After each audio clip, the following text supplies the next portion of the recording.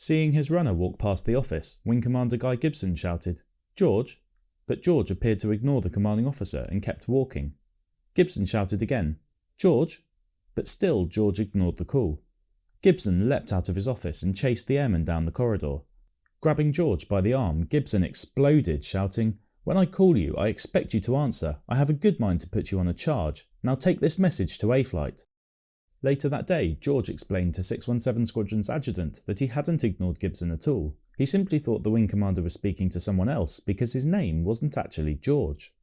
Hearing this news, Gibson called George for a meeting. "I understand your name's not George," he said softly, before jumping from his chair and smashing his fist on the desk.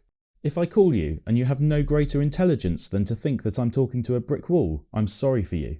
From now on, George, your name is George. Understand, George?"